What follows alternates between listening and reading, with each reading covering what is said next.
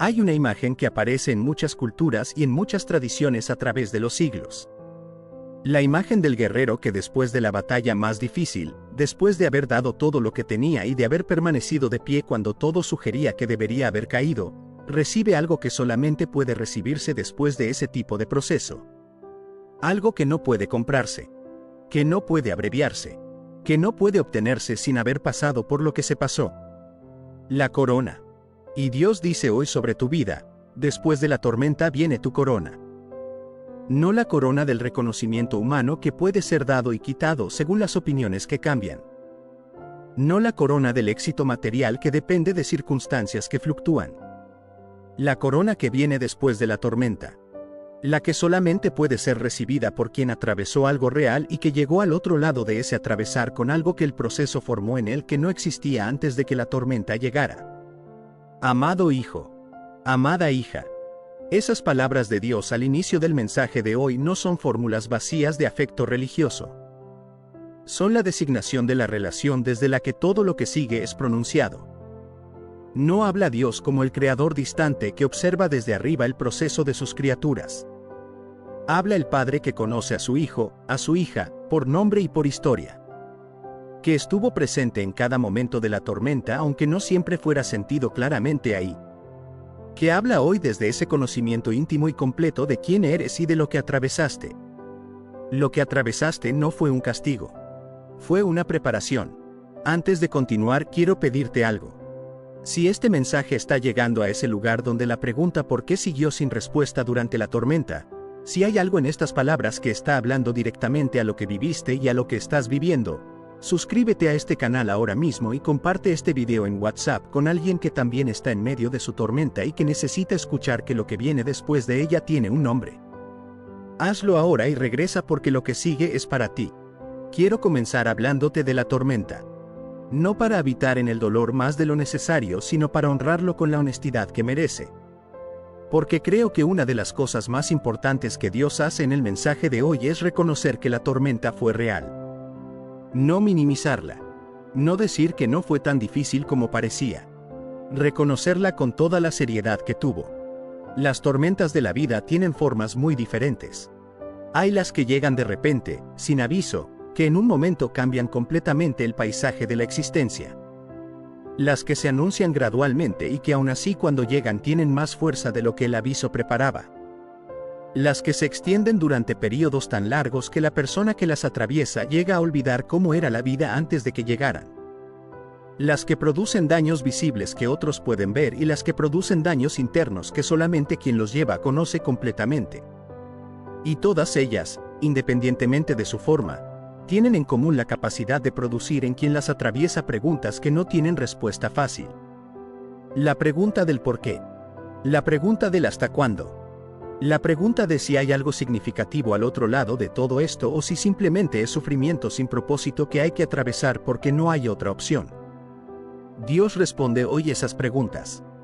No con una explicación filosófica abstracta sobre el problema del sufrimiento. Con una declaración personal sobre tu tormenta específica.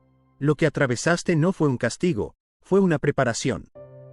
Quiero evitar esa distinción porque creo que es una de las más liberadoras que Dios puede hacer sobre la experiencia del sufrimiento.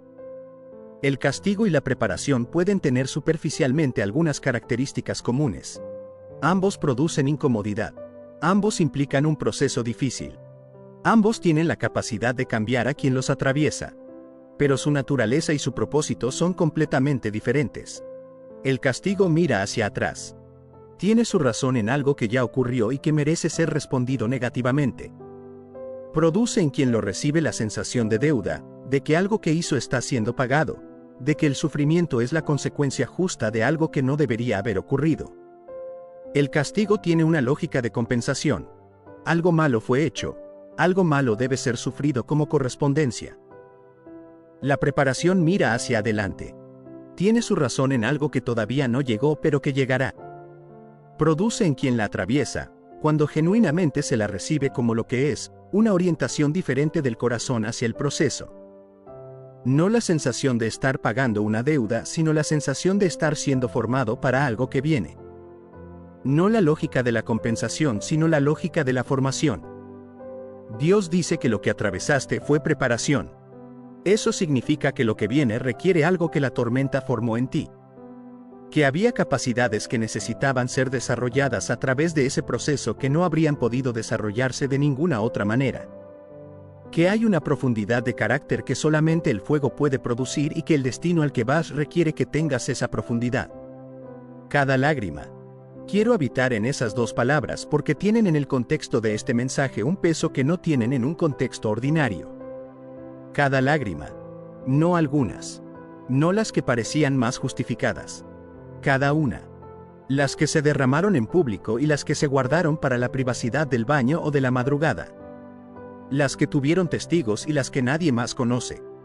Las que vinieron de momentos de dolor agudo y las que vinieron del agotamiento acumulado de la espera larga. Cada una de esas lágrimas fue vista por Dios con la misma atención y el mismo cuidado que le prestó a cualquier otra dimensión de tu historia. No pasó desapercibida. No fue ignorada. No fue procesada de manera burocrática como un dato más en el registro de tu vida. Fue recibida en el corazón del Padre que conoce el motivo de cada una. Y en el contexto de la preparación que Dios describe, cada lágrima tuvo su función. Produjo algo en el interior de quien la derramó. Una suavidad del corazón que el que nunca llora genuinamente no puede tener. Una empatía hacia el dolor ajeno que solamente quien conoce el propio puede ofrecer genuinamente. Una capacidad de presencia con otros en su sufrimiento que solamente quien fue acompañado en el propio ha desarrollado. Cada noche larga. Las noches largas de la tormenta tienen una cualidad particular que quien las ha vivido reconoce de inmediato. La oscuridad que no parece tener fin. El silencio que en lugar de ser descanso es presencia de lo que pesa. Los pensamientos que en el día pueden ser mantenidos a raya por la actividad pero que en la noche tienen el campo libre para aparecer con toda su intensidad. La sensación de estar solo en un momento en que la compañía sería lo más necesario. Esas noches también tuvieron propósito en la preparación que Dios describe. En la noche se aprenden cosas que el día no puede enseñar. La dependencia genuina de Dios que se desarrolla cuando no hay otra fuente de luz que la que viene de lo alto. La fe que se sostiene en la oscuridad que es cualitativamente diferente de la fe que opera solamente en la luz. La capacidad de esperar el amanecer con la certeza de que vendrá aunque todavía no sea visible. Y cada batalla que peleaste tenían un propósito. Las batallas que se pelearon en la tormenta. Las que se pelearon internamente contra el desánimo que quería ganar. Las que se pelearon externamente contra las circunstancias que querían definir lo que era posible. Las que se pelearon espiritualmente contra la duda que intentaba convencer de que Dios no estaba presente en el proceso. Cada una de esas batallas, al ser peleadas y no abandonadas, produjo algo. El músculo espiritual que solamente se desarrolla en el combate real. La resistencia que no puede fabricarse artificialmente, sino que solamente emerge del proceso de haber resistido cuando todo decía que no había razón para seguir resistiendo. La certeza de que se puede más de lo que se pensaba porque la tormenta lo demostró con la evidencia más convincente posible, que se atravesó. Tu esfuerzo tiene recompensa. Esa declaración de Dios hoy es la que traduce todo lo que fue dicho sobre la preparación en una promesa concreta sobre lo que viene. El esfuerzo no fue en vano. Lo que costó no fue sin retorno. Hay una recompensa que corresponde al esfuerzo que se hizo, a las lágrimas que se derramaron, a las noches que se atravesaron, a las batallas que se pelearon. Quiero hablarte de la naturaleza de esa recompensa. Porque la recompensa que Dios tiene en mente puede tener dimensiones que la expectativa más inmediata no siempre anticipa. La primera dimensión de la recompensa es el carácter que el proceso formó. La persona que salió de la tormenta del otro lado es una persona diferente de la que entró en ella. Más profunda, más sólida, con recursos internos que antes no tenía. Con una comprensión de sí misma y de Dios que solamente el proceso difícil podía producir. Ese carácter formado es en sí mismo una recompensa de valor permanente que nadie puede quitar. La segunda dimensión de la recompensa son las puertas que se abrirán precisamente porque la tormenta fue atravesada. Hay destinos que solamente son accesibles para quien pasó por cierto tipo de proceso. Hay personas a quienes solamente puede ministrar genuinamente quien fue también quebrantado y restaurado. Hay obras que solamente puede liderar quien demostró en el proceso difícil el tipo de carácter que esas obras requieren. Las puertas que se abrirán después de la tormenta serán puertas que la tormenta hizo posibles. La tercera dimensión es la plenitud del gozo que viene de haber llegado al otro lado. El gozo del perdonado que describió el Salmo 32.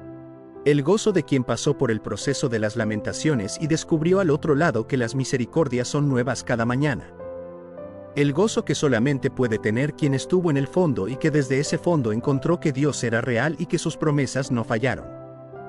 Ese gozo tiene una profundidad que el gozo del que nunca fue probado no puede igualar. Tus oraciones fueron escuchadas. Esta declaración de Dios es una respuesta directa a una de las experiencias más comunes de la tormenta. La sensación de que las oraciones no están llegando a ningún lado. Que Dios no está escuchando. Que el silencio de Dios es indiferencia de Dios. Y Dios dice hoy, tus oraciones fueron escuchadas. No algunas. Las oraciones. Las que salieron bien formuladas y las que salieron torpes por la urgencia del dolor. Las que vinieron acompañadas de lágrimas y las que vinieron en el silencio de la madrugada sin palabras suficientes para lo que se sentía. Las que expresaron fe y las que expresaron duda. Todas llegaron. Todas fueron recibidas en el corazón del Padre que no solamente escucha con los oídos sino que recibe con el corazón lo que sus hijos le dicen. Y no solamente fueron escuchadas. Fueron respondidas. No siempre de la manera esperada. No siempre en el tiempo calculado. Pero respondidas con la sabiduría de quien conoce lo que realmente se necesita en contraposición con lo que se pedía, y con el amor de quien desea el mayor bien posible para quien ora. Las respuestas de Dios a las oraciones de la tormenta a veces llegaron como la fortaleza para el siguiente paso cuando las propias fuerzas se habían agotado. A veces como la persona correcta en el momento correcto. A veces como la paz que no tenía explicación en las circunstancias. A veces como la puerta que se abrió cuando todas las visibles estaban cerradas. Lo que viene es más grande que todo lo que dejaste atrás. Esta declaración de Dios es la que pone en perspectiva todo lo que se perdió en la tormenta o durante ella. Y quiero recibirla con cuidado porque puede mal entenderse de una manera que minimice lo que se perdió. No dice que lo que se perdió no importaba. No dice que el costo de la tormenta fue insignificante. Dice que lo que viene es más grande. La comparación reconoce que había algo valioso en lo que quedó atrás. Y dice que lo que viene supera eso en magnitud. Eso es posible porque Dios no trabaja con la lógica de la compensación justa, sino con la lógica de la abundancia sobrenatural. No simplemente repone lo que se perdió. Da más. No simplemente restaura lo que fue dañado. Transforma lo dañado en algo que tiene una cualidad diferente del original. Como el hueso que fue fracturado y que cuando suelda correctamente es más fuerte en el punto de la fractura de lo que era antes de fracturarse. La restauración divina tiene esa cualidad. Lo que viene después de la tormenta, cuando Dios lo da, tiene más de lo que quedó atrás tenía. No estás solo. Estas tres palabras son el ancla de todo el mensaje de hoy. No estás solo en la tormenta aunque la soledad sea la sensación más real del momento. No estás solo en el proceso aunque nadie más pueda ver completamente lo que estás viviendo por dentro. No estás solo en el camino hacia la corona que viene después de la tormenta. Refúgiate en sus brazos. Esa imagen física de refugio en los brazos del Padre es una de las más íntimas de toda la fe cristiana. No el refugio abstracto de quien se acoge a un principio o a una doctrina. El refugio concreto y cálido de quien se mete en los brazos de alguien que sostiene con una fortaleza que no tiene límite y una ternura que no tiene distancia. Los brazos de Dios que se ofrecen como refugio son los mismos que el profeta Isaías describe como los que llevan a los corderos en el seno. Los mismos que el Salmo 91 describe como cobertura bajo cuyas alas puede refugiarse el que confía. Los mismos que Jesús describió cuando quiso recoger a Jerusalén como la gallina recoge a sus polluelos bajo las alas. Recibe su amor. El amor que Dios tiene para ti hoy no es el amor general que Dios tiene por la humanidad en abstracto. Es el amor específico que tiene por ti. Por tu historia. Por tu tormenta. Por las lágrimas que nadie más vio. Por las batallas que peleaste en la oscuridad. Por el esfuerzo que hiciste cuando las fuerzas se agotaban. Ese amor personal y específico te espera hoy para ser recibido. Y prepárate para las bendiciones y los milagros que Él tiene guardados para ti y para tu familia. Las bendiciones y los milagros guardados. Esa imagen de algo guardado habla de algo que fue preservado, que tiene tu nombre, que espera el momento correcto para ser entregado. No que fue prometido de manera vaga y que quizás llegará si las condiciones son las correctas. Guardados. Como el regalo que el padre compró con tiempo y que guarda hasta el día del cumpleaños del hijo. Ya está. Tiene destinatario. Y llegará en el momento que el padre determinó como el correcto. Y para tu familia. La bendición que viene después de la tormenta no es solamente para ti. Se extiende a las personas que te rodean. A los que llevan tu nombre y comparten tu historia. A los que fueron afectados por la tormenta que tú atravesaste. La corona que viene después de la tormenta tiene un alcance que supera al individuo y que toca las vidas de quienes están conectados con él. Quiero hablarte de la postura correcta para el período entre la tormenta y la corona. Porque hay un espacio entre el final de la tormenta y la llegada completa de lo que viene donde la postura del corazón importa enormemente. La primera postura es la gratitud por haber atravesado. No la gratitud por el dolor, sino la gratitud por la fortaleza que demostró al atravesar. Por la fidelidad de Dios que fue real aunque no siempre fue sentida claramente. Por lo que el proceso formó que ahora está disponible como recurso para lo que viene. Esa gratitud es el estado interior más compatible con la recepción de lo que Dios tiene guardado. La segunda postura es la expectativa activa de lo que viene. No la espera pasiva que simplemente aguarda sin orientación del corazón hacia lo que llega. La expectativa activa que dice que lo que viene es real y que se está orientando hacia ello con la apertura de quien genuinamente espera recibirlo. Esa expectativa activa mantiene los ojos abiertos para reconocer las señales de llegada de lo que fue prometido. La tercera postura es la disposición de recibir. No la resistencia del que estuvo tan quemado por la tormenta que desarrolló una dificultad para recibir algo nuevo por miedo de que produzca más tormenta.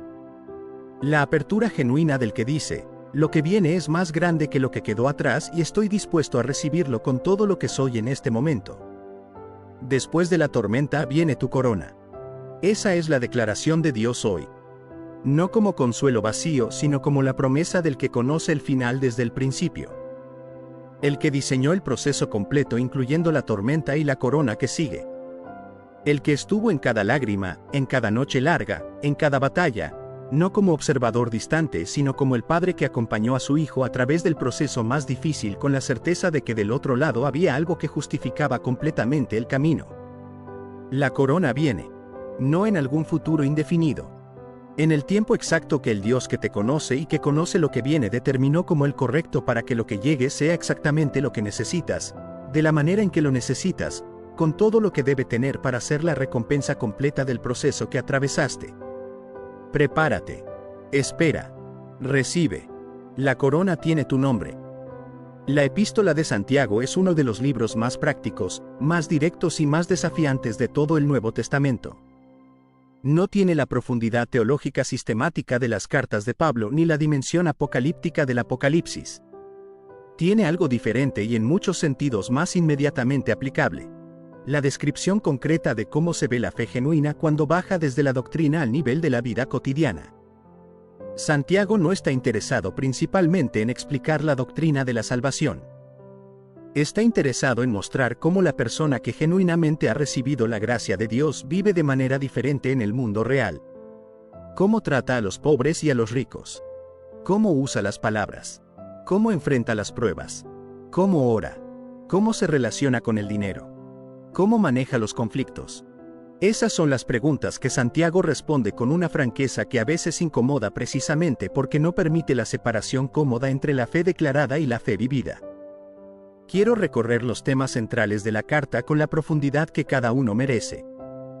No todos los versículos en detalle porque la carta es demasiado rica para eso en el tiempo disponible. Pero sí los hilos conductores que le dan unidad y que juntos forman el retrato más completo de lo que Santiago llama la religión pura y sin mácula. El primer tema es la prueba y la madurez. El saludo de la carta es uno de los más sorprendentes de toda la Escritura. Santiago saluda a sus lectores y luego inmediatamente dice: «Tened por sumo gozo cuando os jaléis en diversas pruebas, sabiendo que la prueba de vuestra fe produce paciencia». Esa instrucción de tener por sumo gozo las pruebas no es optimismo forzado que pretende que el dolor no duele. Es la revelación de una perspectiva sobre el sufrimiento que solamente puede tenerse cuando se entiende lo que el sufrimiento produce. Santiago no dice que las pruebas son agradables. Dice que su resultado es valioso. La prueba de la fe produce paciencia. Y la paciencia, cuando tiene su perfecto resultado, produce la madurez integral del creyente. La palabra que se traduce como paciencia en este contexto tiene en el original griego la connotación de la resistencia activa, de la perseverancia que no cede bajo la presión, de la capacidad de mantenerse firme cuando todo el ambiente externo produce razones para ceder. Esa paciencia no puede producirse en la comodidad. Solamente emerge del proceso de haber sido probado y de haber resistido. Como el músculo que solamente desarrolla fuerza bajo la resistencia. La prueba es el peso que el músculo de la fe necesita para desarrollar la capacidad que el destino al que Dios llama va a requerir.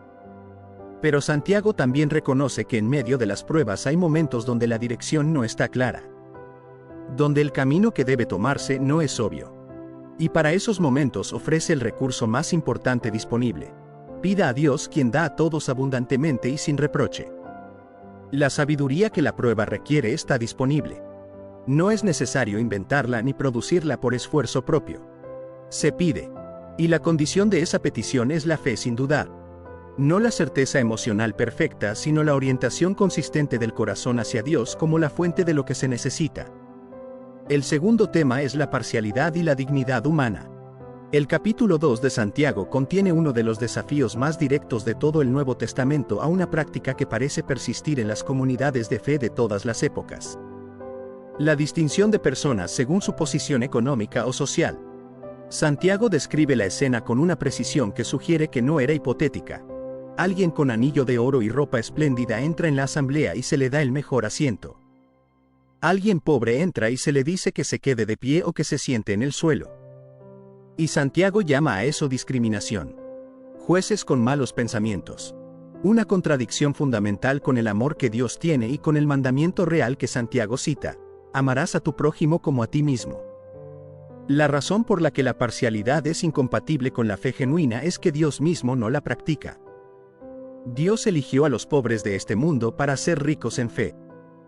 Dios no mira la apariencia externa como criterio de valor. Y una fe que dice que Dios es la fuente de sus valores, pero que practica la misma jerarquía de valor que el mundo practica en base a los recursos económicos, es una fe que dice una cosa y hace otra. Santiago es implacable con esa incoherencia. Porque toda la ley, dice, se cumple en amar al prójimo. Y quien falta en un punto de esa ley es culpable de toda ella. No se puede amar a Dios y menospreciar al que fue hecho a imagen de Dios. La dignidad humana no está condicionada por la posición económica. Es inherente. Y la fe que lo olvida ha perdido algo fundamental. El tercer tema es la fe y las obras. Este es quizás el pasaje más debatido de la Epístola de Santiago y el que produjo la famosa tensión con la teología paulina que llevó a Lutero a llamar a Santiago una epístola de paja. ¿Qué dices que le aprovecha a alguien si dice que tiene fe pero no tiene obras? ¿Podrá la fe salvarle? Santiago no está contradiciendo a Pablo. Está respondiendo a una distorsión diferente del mensaje del Evangelio. Pablo en Romanos y Gálatas está respondiendo al legalismo que dice que las obras de la ley producen la justificación. Santiago está respondiendo al antinomianismo que dice que la fe declarada sin ningún efecto en la vida es suficiente. Cuando Santiago dice que la fe sin obras está muerta, no está diciendo que las obras producen la salvación. Está diciendo que la fe genuina inevitablemente produce obras. Que si no hay ningún efecto visible en la manera de vivir, la fe declarada puede ser solamente un asentimiento intelectual sin la transformación real que la fe genuina produce. El ejemplo de Abraham es central en el argumento de Santiago. Abraham creyó a Dios y le fue contado por justicia. Pero esa fe se demostró completamente cuando ofreció a Isaac. La fe que había en el corazón de Abraham se hizo visible en la acción más difícil y más costosa que podría habérsele pedido. Fe y obra no son opuestos. Son la expresión interior y la manifestación exterior del mismo proceso de transformación. La conclusión de Santiago es poderosa. Así como el cuerpo sin espíritu está muerto, así también la fe sin obras está muerta. No fe más obras igual a salvación. Fe genuina que produce vida, que produce obras. La secuencia es importante. Primero la fe real. Luego la vida transformada.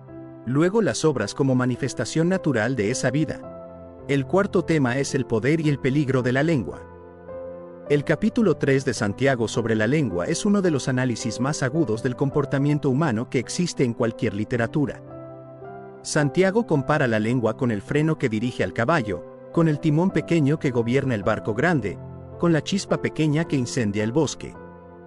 La lengua es pequeña en tamaño y enorme en influencia. Y con ella bendecimos al Dios y Padre, y con ella maldecimos a los hombres que están hechos a la semejanza de Dios. De una misma boca proceden bendición y maldición. Hermanos míos, esto no debe ser así. Esa incongruencia que Santiago señala es una de las más comunes en la vida religiosa. El mismo corazón que se expresa con devoción en la oración puede expresarse con dureza o con desprecio hacia las personas que le rodean. La misma boca que canta alabanzas puede pronunciar palabras que destruyen. Y Santiago dice que eso no puede ser. Que la fuente de agua no puede producir agua dulce y amarga del mismo manantial. La sabiduría que produce la fe genuina, dice Santiago en contraste con la sabiduría del mundo, es pura, pacífica, amable, benigna, llena de misericordia y de buenos frutos. Sin incertidumbre ni hipocresía. Y esa sabiduría se expresa particularmente en la manera en que se usa la lengua. Las palabras que se eligen. El tono que se adopta. La disposición a escuchar antes de hablar. La resistencia a la rapidez para hablar y la lentitud para escuchar que Santiago invirtió desde el principio de la carta cuando dijo, sea todo hombre pronto para oír, tardo para hablar, tardo para airarse. El quinto tema es la oración y la fe que actúa. El capítulo 5 de Santiago cierra la carta con una sección sobre la oración que contiene algunas de las afirmaciones más directas sobre el poder de la oración en todo el Nuevo Testamento. La oración eficaz del justo puede mucho. Esa declaración no es abstracta. Santiago la ilustra inmediatamente con el ejemplo de Elías. Elías era hombre sujeto a pasiones semejantes a las nuestras. No era un ser sobrehumano con capacidades espirituales que los demás no tienen. Era un ser humano con las mismas debilidades y emociones que cualquier otro. Y oró fervientemente para que no lloviese y no llovió sobre la tierra por 3 años y 6 meses. Y oró de nuevo y el cielo dio lluvia. La ilustración tiene una función específica en el argumento de Santiago. Decir que la oración eficaz puede mucho sin dar ningún ejemplo podría producir una afirmación abstracta que suena poderosa pero que no conecta con la vida real. El ejemplo de Elías dice que el tipo de persona que puede orar con ese efecto no es diferente en su naturaleza de cualquier creyente que ora. Lo que hace posible la oración eficaz no es la naturaleza especial del que ora, sino la fe activa con que ora y el Dios a quien ora. Santiago también hace una conexión que frecuentemente se pasa por alto entre la oración y la confesión mutua. Confesaos vuestras ofensas unos a otros y orad unos por otros para que seáis sanados. La sanidad y la restauración no ocurren en el aislamiento del individuo que gestiona solo su relación con Dios. Ocurren en la comunidad donde hay suficiente confianza como para ser honesto sobre lo que está mal y donde esa honestidad es recibida con oración intercesora en lugar de con juicio. El sexto tema es la humildad ante Dios y la resistencia al mundo. A lo largo de la carta, Santiago mantiene una tensión entre dos orientaciones fundamentales que son incompatibles entre sí. La orientación hacia Dios y la orientación hacia el mundo. ¿No sabéis que la amistad del mundo es enemistad contra Dios? Quien quiera ser amigo del mundo se constituye enemigo de Dios. Esa tensión no es un llamado al aislamiento del mundo. Es un llamado a la claridad sobre quién es el árbitro final de los valores que gobiernan la vida. El mundo como sistema de valores que opera independientemente de Dios y frecuentemente en contra de sus valores no puede ser el referente de quien genuinamente sigue a Dios. Y la respuesta de Santiago a esa tensión no es el esfuerzo de separación heroica sino la humildad. Humillaos delante del Señor y Él os exaltará. Resistid al diablo y huirá de vosotros. Acercaos a Dios y Él se acercará a vosotros. Esas tres instrucciones juntas describen el movimiento correcto del creyente que quiere vivir en la tensión del mundo con la orientación correcta hacia Dios. Quiero hablarte de la unidad de la carta. Porque aunque los temas que recorrimos parecen diversos, hay un hilo que los une a todos. El hilo es exactamente la pregunta que Santiago hace explícita en el capítulo 2. ¿De qué le aprovecha si dice que tiene fe pero no tiene obras? Toda la carta es una respuesta extendida a esa pregunta. Una descripción de cómo luce la fe que genuinamente aprovecha en todas las dimensiones concretas de la vida. La fe que aprovecha enfrenta las pruebas con gozo porque entiende su propósito. Pide sabiduría a Dios sin dudar.